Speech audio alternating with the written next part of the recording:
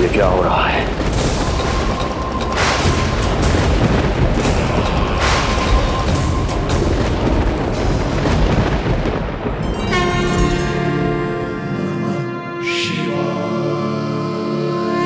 क्या हुआ प्रभु?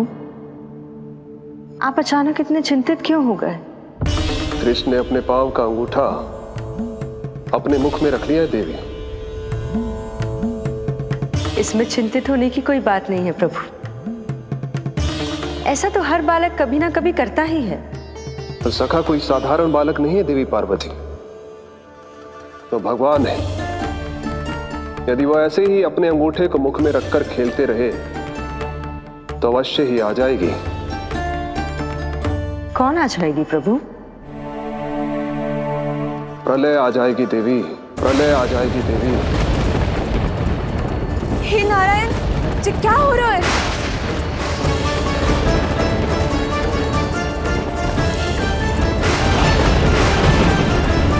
जी ऐसे लग रहा है जैसे दिन में ही रात्रि के समान अंधेरा छा गया हो। लगता है बहुत बड़ी आंधी आने वाली है।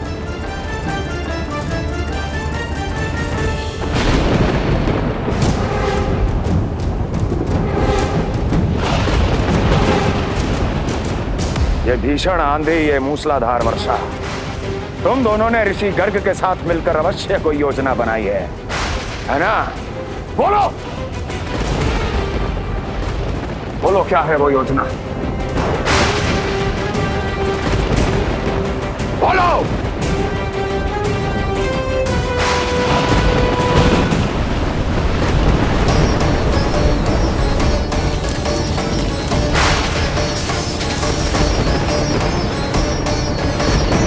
लगता है प्रकृति क्रोध में। मैं जाकर गौशाला संभालता हूँ, कहीं कोई हानि ना हो जाए। तुम बालकों को भीतर ले जाओ।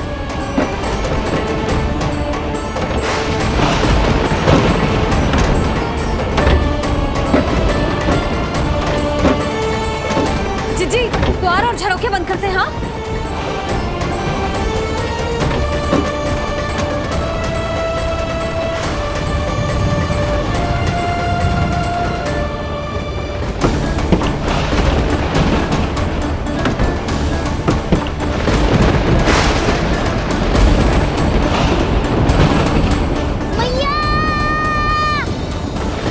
लल्ला, चल अंदर चल के खेल।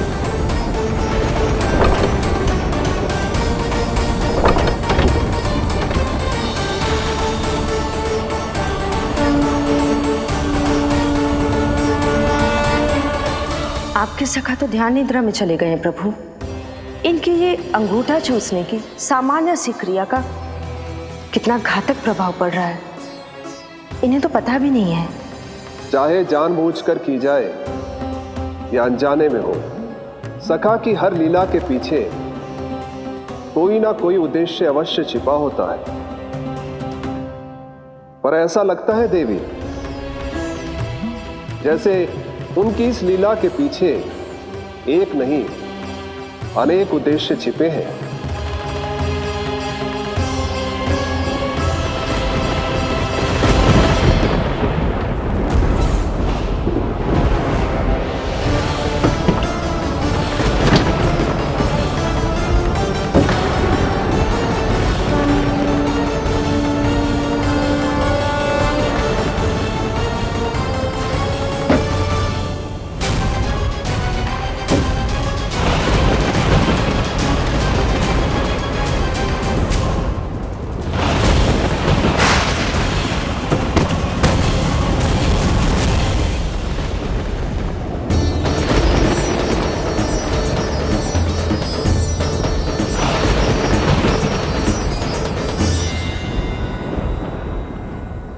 देख रही हो चिज्जी, प्रसाद ना मिली खाने को, तुझे पांव का अंगूठा ही चूसने लग गयो।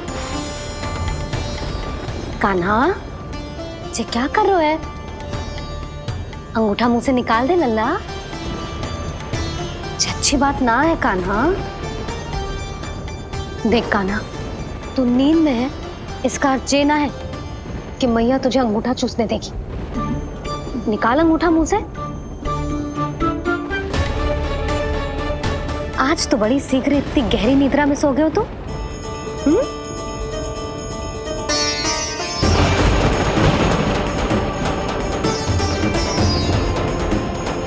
देख रही हो ना जिज्जी, अंगूठा मुंह से निकालने को तैयार ही ना है जी। ऐसा क्या आनंद मिल रहा है?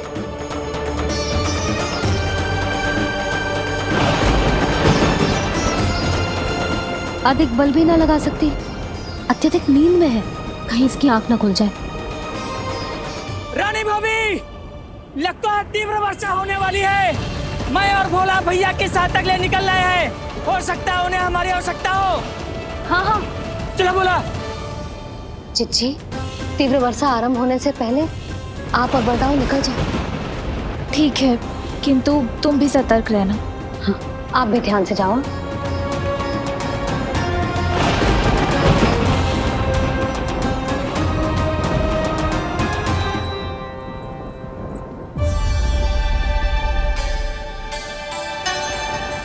हे नारायण, वस्त्र बाहर सूख रहे हैं और तेरे अन्नप्राशन वाले चावल भी रखे।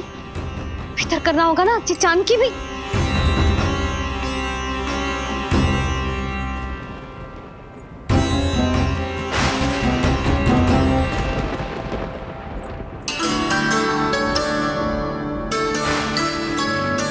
लल्ला, वैसे जी बहुत बुरी बात है। अंगूठा मुंह से बाहर निकाल। केवल 2 दिवस में तेरा अन्नप्राशन है, फिर सब खाइयो। तनिक धैर्य रख। गुड़ तो प्रभु, स्वयं कृष्ण की मैया इनका अंगूठा नहीं निकाल पाई, तो अब और कौन निकालेगा? कैसे रुकेगी ये प्रलय? इसका एक ही अर्थ है देवी, अभी लीला समाप्त होने का समय नहीं हुआ। अभी तो कहना तो ये चाहिए कि लीला अभी पूरी तरह से आरंभ ही नहीं हुई है।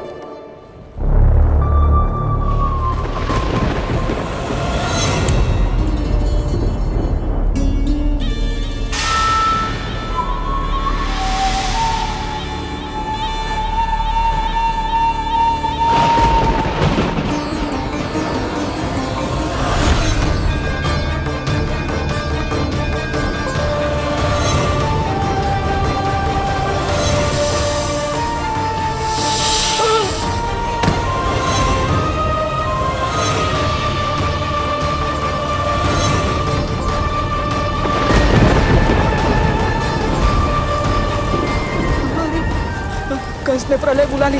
कंस ने प्रलय बुला ली।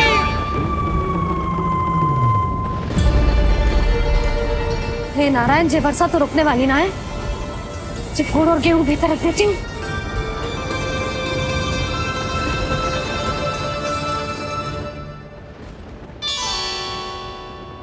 जे देख रहे हो गुड़, जे तेरे अन्नप्राशन के पकवानों के लिए ही है। कैसे कैसे करके बचा के लाई हूँ, कुछ पता भी है तुझे? और तू है कि जे अंगूठा ही चूसे जा रहा है। हाँ नहीं तो। किंतु आज प्रलय भी आ जाए तो कंस की तलवार का वार रोकने में असमर्थ होगी। कंस के साथ विश्वासघात किया है, दंड तो मिलेगा। महाराज, वायुमंडल में अचानक आए इस परिवर्तन का हमसे कोई लेना देना नहीं है। हम तो बस अपनी संतानों के श्राद्ध के लिए जा रहे थे। मूर्ख हूं मैं, मूर्ख हूं मैं। कंस एक मूर्ख है, मूर्ख हूं मैं। अब अच्छी तरह जानता हूं मैं, श्राद्ध केवल एक बहाना है। किंतु सत्य यह है कि तुम और वो ऋषि गर्ग मिलकर मेरे विरुद्ध एक षड्यंत्र रच रहे हो, और ये तुम्हारी योजना है। भैया, ये आप क्या कह रहे हैं? कैसा षड्यंत्र, कैसी योजना? हम तो केवल श्राद्ध के लिए गए थे। बहुत अवसर दिए मैंने तुम दोनों को, किंतु तुमने बार बार मुझे मूर्ख बनाया। इसलिए अब मैं अवसर दूंगा अपनी इस तलवार को।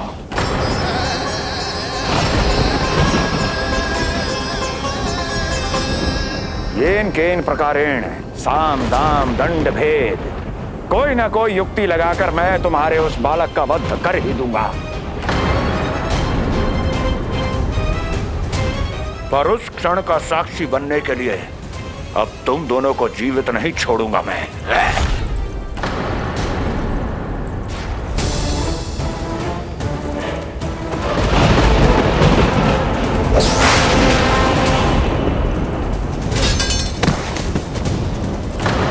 स्वामी,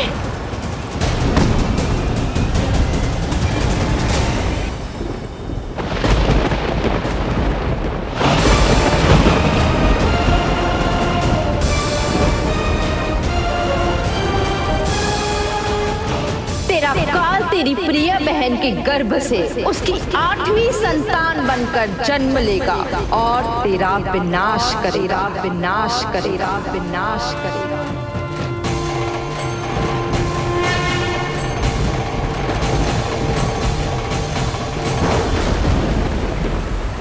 प्रलय आने वाली है, प्रलय आने वाली है, प्रलय आने वाली है।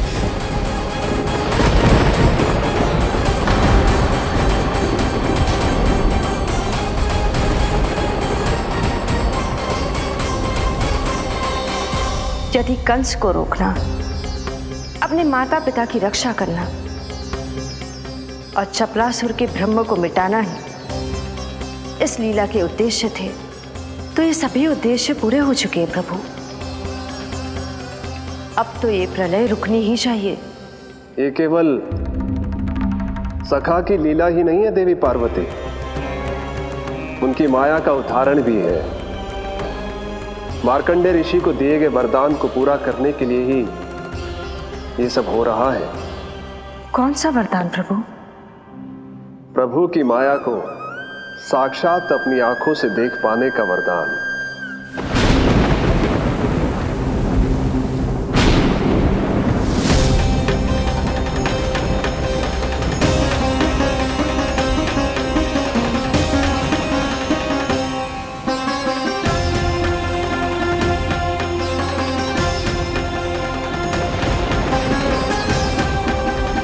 हे नारायण, क्या ये प्रलय है?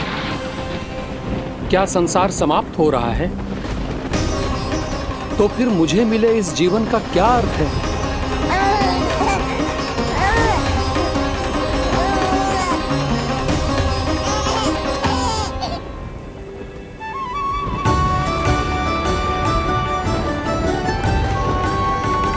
ये बालक यहां कहां से आया?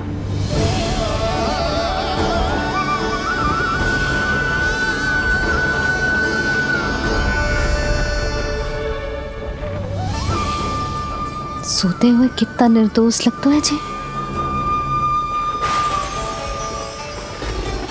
चारों ओर जल ही जल है, सब कुछ प्रलय में नष्ट हो रहा है, किंतु ये कितना निश्चिंत है ये। परंतु ये अद्भुत बालक है कौन?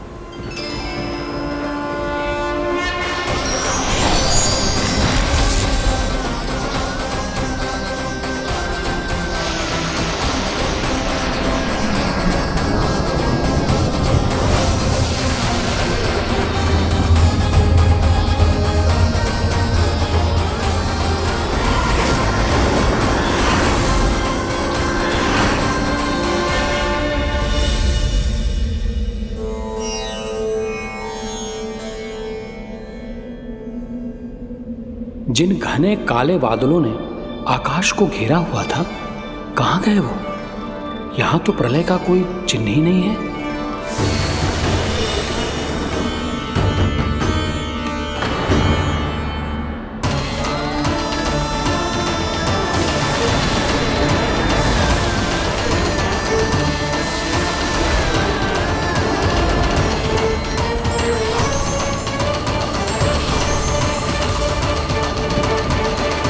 ये आप ही की माया थी ना प्रभु? मुझे इसका साक्षी बनाने के लिए आपका बहुत बहुत धन्यवाद। परंतु इसका अर्थ क्या है प्रभु?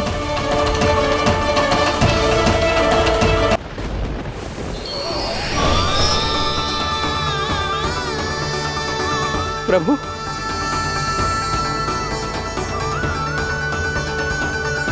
इसका अर्थ ये है कि ये मानव संसार वट वृक्ष पर स्थित है और मानवों का जीवन काल वट वृक्ष के पत्ते पर विश्राम करती एक जल की बूंद के समान होता है।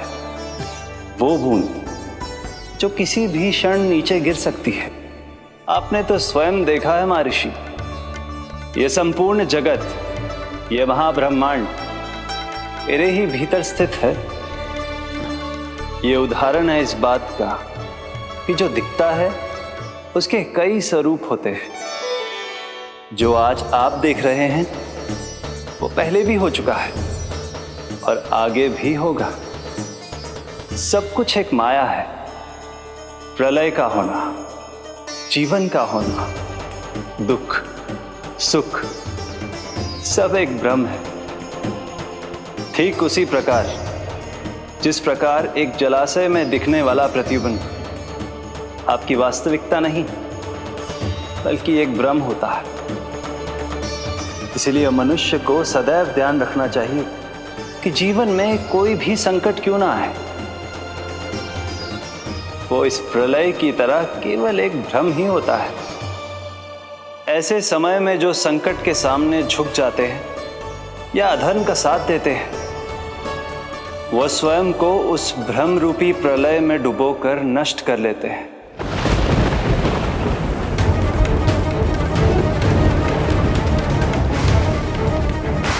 पर जो मेरी शरण में आकर संकटों का सामना करते हैं, वो स्वयं को कठिन से कठिन प्रलय से भी उभार लेते हैं। किंतु प्रभु, सभी व्यक्तियों में संकटों का सामना करने का साहस नहीं होता। कृपा करके आप कुछ ऐसा कीजिए जिससे आपके भक्तों को इतना बल मिले कि वो कठिन से कठिन परिस्थितियों का सामना भी सहर्ष कर सकें। मैं वरदान देता हूं महर्षि, पीपल के पत्ते पर बाल कृष्ण की इस छवि का स्मरण मेरे जो भी भक्त करेंगे उनके साथ मेरा आशीर्वाद सदैव बना रहना। वो चाहे कितनी भी कठिन परिस्थिति में क्यों ना फंसे, बाल कृष्ण की ये छवि उन्हें उससे उभर पाने में सामर्थ्य प्रदान करेंगे।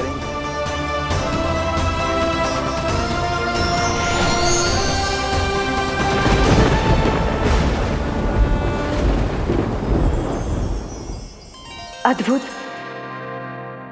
तो ये कोई साधारण लीला या भ्रम नहीं था, मानव मात्र को नारायण से मिला वरदान था ये। पर अब क्या होगा प्रभु? कैसे रुकेगी ये प्रलय?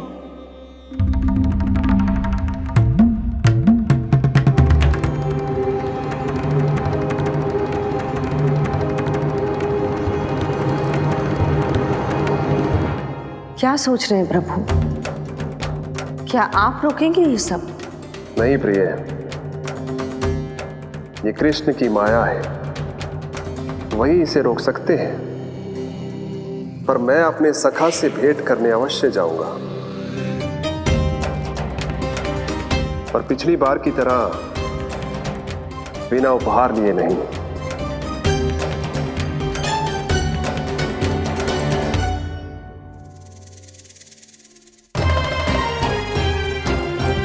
उपहार?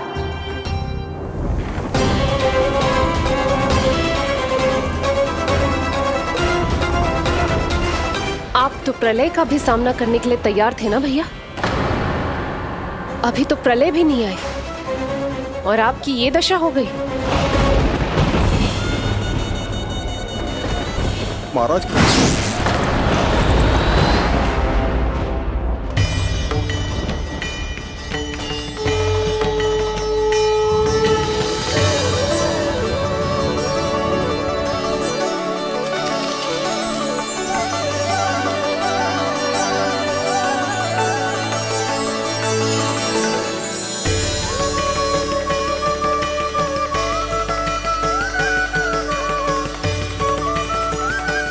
महादेव, आप उपहार में ये निष्प्राण वस्तु देंगे अपने सखा को? सही पहचाना देवी, पर उपहार देने से पहले इसे आकार दूंगा मैं, क्योंकि प्राण तो इसमें बाल कृष्ण ही भरेंगे।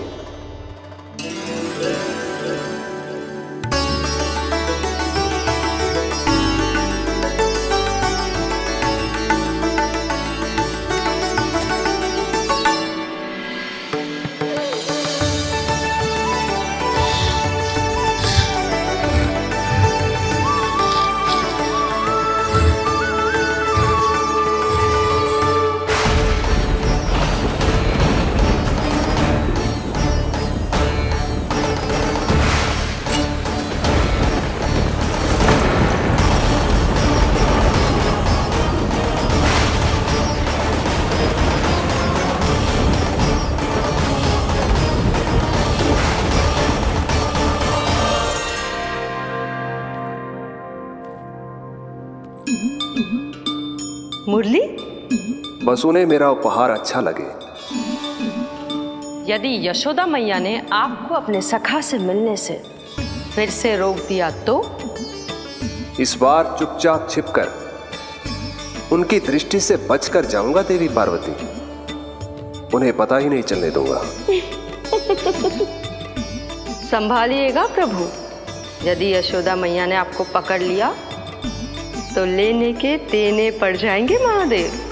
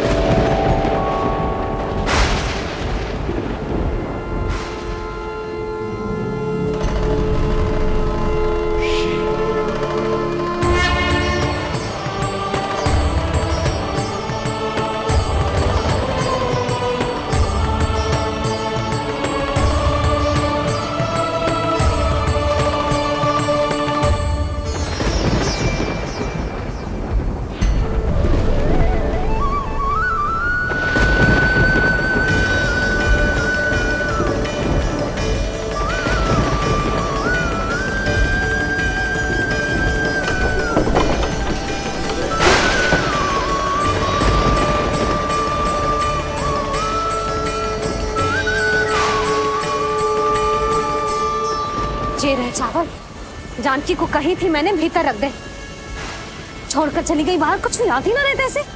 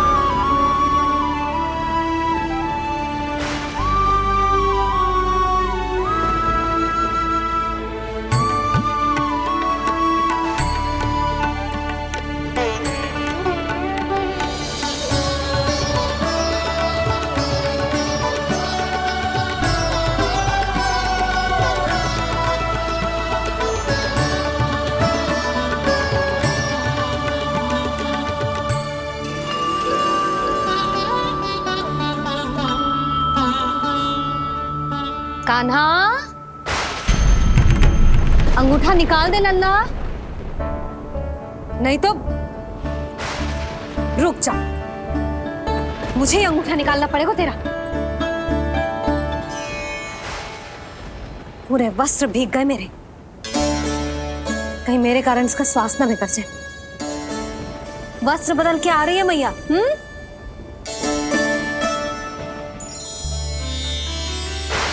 आ रही हूं।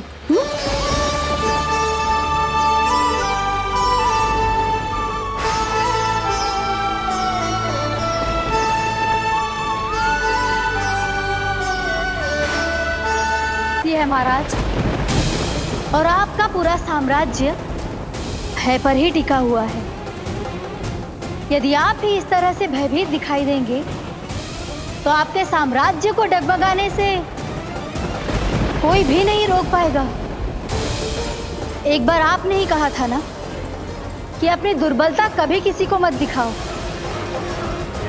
प्रजा को भयभीत कंस नहीं, भयानक कंस दिखना चाहिए। भयानक कंस। अब आप ये सिद्ध कर दीजिए कि भय आपके शत्रु का नहीं, आपका शस्त्र है। महाराजा धीराज, कंस का शस्त्र।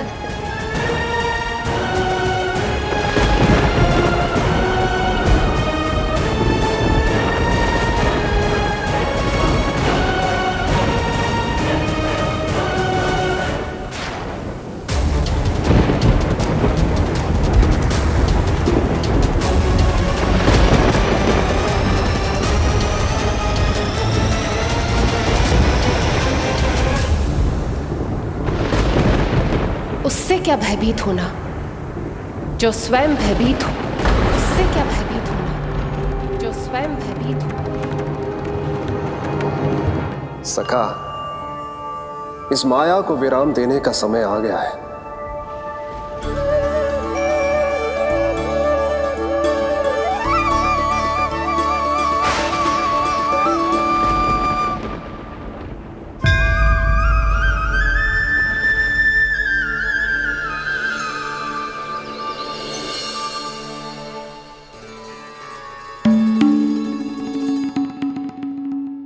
सभी आपके चरण धोकर उसका चरणामृत पीते हैं सखा, और आपने उसी चरण को अपने मुख में रख लिया। यही तो सखा, मैं इस तथ्य से चकित था, इसलिए सोचा एक बार अपने चरणामृत का स्वाद स्वयं भी चख ही लिया जाए। अब जो उपहार लाए हैं वो शीघ्र ही दे दीजिए। मैया ने आपको देख लिया तो आपको तो अनुभव है वो क्या क्या करने में सक्षम है। आपसे कुछ भी छुपाया नहीं जा सकता सखा।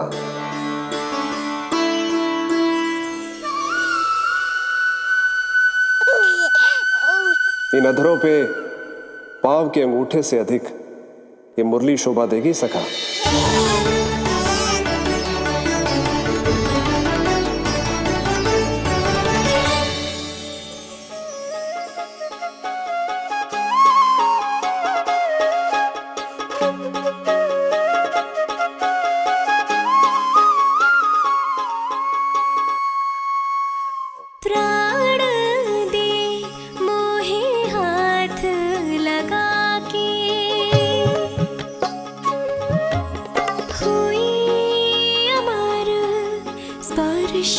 जो पाके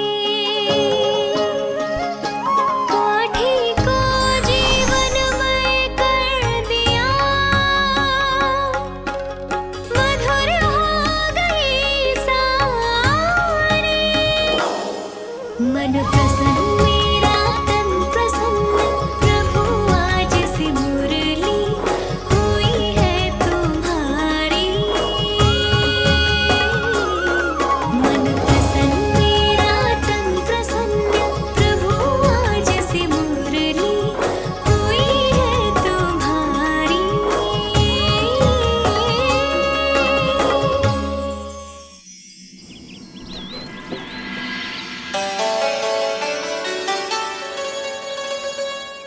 तुम्हारी भक्ति ने मेरा मन जीत लिया है मुरली। शीघ्र ही सारा संसार तुम्हें मेरे नाम से और मुझे तुम्हारे साथ से पहचानेगा।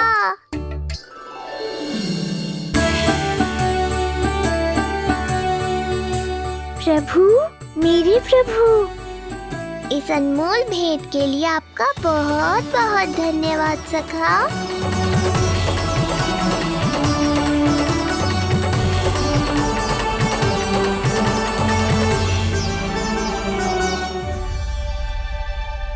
सखा, मैया,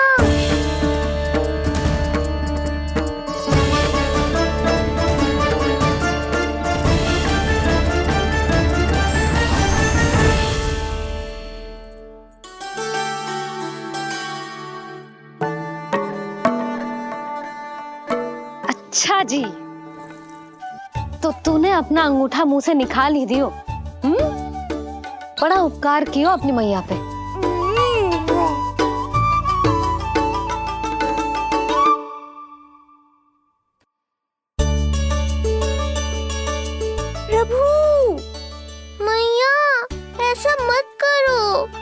मेरी मुरली वापस दे दो मुझे। ये कहाँ से आई? मेरे सखा ने उपहार में दी है।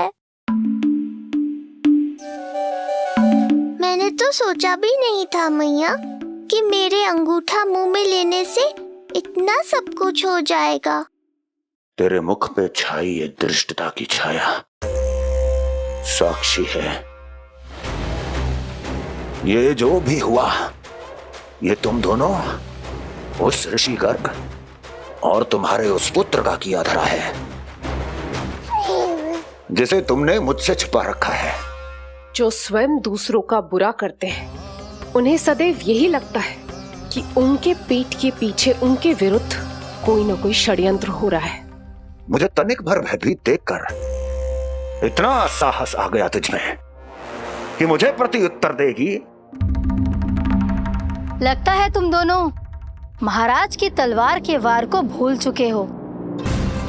स्मरण करो, इतने वर्षों में इसने एक बार भी तुम्हें छुआ तक नहीं, लेकिन अनेकों बार तुम्हारे हृदय को रक्त रंजित कर चुकी है ये। मेरी इस तलवार ने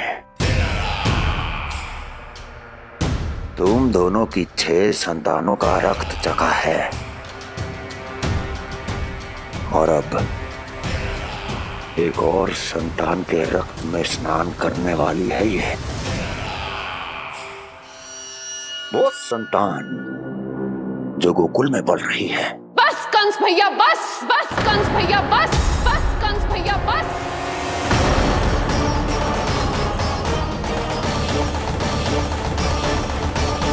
इतना दुस्साहस, तू मुझसे ऊंचे स्वर में बात करेगी अपने बड़े भाई के सामने? बड़े भाई जैसे कौन से कर्म किए हैं आपने? और अब जो कुकर्म करने की आप सोच रहे हैं, उसमें भी असफल होंगे आप। देवकी। नहीं स्वामी, आज मत रोकिए मुझे। बहुत सह चुके हैं हम, बहुत मौन रह लिए, परंतु आज इन्हें सत्य का पता चलना ही चाहिए। भैया, आपको क्या लगता है आप बहुत शक्तिशाली हैं, तो अपना भाग्य बदल सकते हैं? आप भगवान विष्णु का सामना कर सकते हैं। ये भ्रम राक्षस राज रावण को भी था, और यही भ्रम स्वयं को भगवान समझने वाले हिरण्यकश्यप को भी था। पर ना रावण के 10 शीश बचे और ना ही हिरण्यकश्यप का अस्तित्व। पेट चीर के उनके प्राण निकाल लिए थे भगवान ने। तो सोचिए भैया, आपकी क्या दशा करेंगे वो? मैं आज तक ये बात समझ नहीं पाई कि ये आपका अभिमान है या अज्ञान, जो आप भगवान विष्णु का सामना करने चले हैं। देवकी! इस क्रोध का आप कोई लाभ नहीं है भैया। अब तक मैं व्यर्थ ही आपसे भयभीत होती रही, परंतु अब और नहीं। जब हमारी रक्षा स्वयं भगवान विष्णु कर रहे हैं, तो फिर आपसे कैसा भय? जब हमारी रक्षा स्वयं भगवान विष्णु कर रहे हैं, तो फिर आपसे कैसा भय? तू क्यों मुस्कुरा रहा है? अब जे मत ही सोचना कि मैया फिर से अंगूठा चूसने देगी तुझे। अब उसकी आवश्यकता ही नहीं पड़ी। आज मैं दोहराती हूँ, आपकी मृत्यु भगवान विष्णु के अवतार द्वारा ही होगी। आपकी मृत्यु भगवान विष्णु के अवतार द्वारा ही होगी। आपकी मृत्यु भगवान विष्णु के अवतार द्वारा ही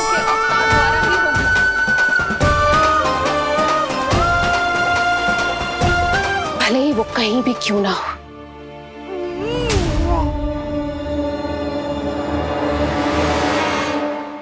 चाहे वो कहीं भी क्यों ना हो, मैं जानता हूं वो कहां है। देखी, तूने बहुत बड़ी भूल कर दी मुझे चुनौती देकर। मैं चाहूं तो अभी इसी क्षण तुम दोनों का वध कर दूं, किंतु नहीं।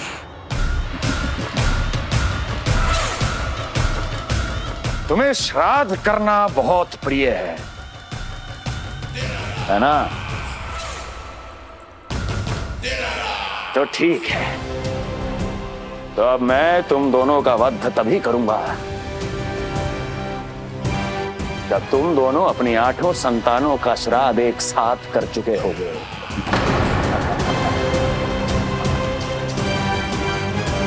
श्राद्ध की तैयारियां करो।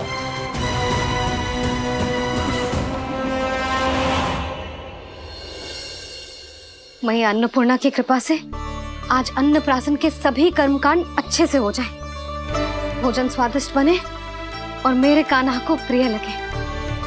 बस इतना आशीर्वाद दे दो तुलसी मैया। मैया, कहीं उसे ऐसा न लगे कि उसकी मैया को अच्छा भोजन बनाना आतो ही ना है।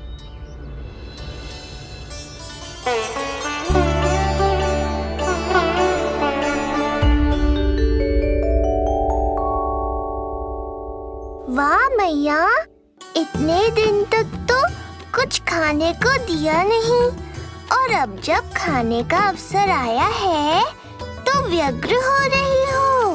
मेरे बारे में भी तो कुछ सोचिए प्रभु। 2 दिन से यहीं अटकी हूँ। अटकी नहीं हो मुरली, तुम तो लटकी हो। प्रभु। हाँ हाँ मुरली, मुझे भी तुम्हारा साथ चाहिए, पर क्या करूं? मैया ने तुम्हें मेरी पहुंच से बहुत ऊपर लटकाया है। पर प्रभु, मैं अब तक पहुंचूं कैसे?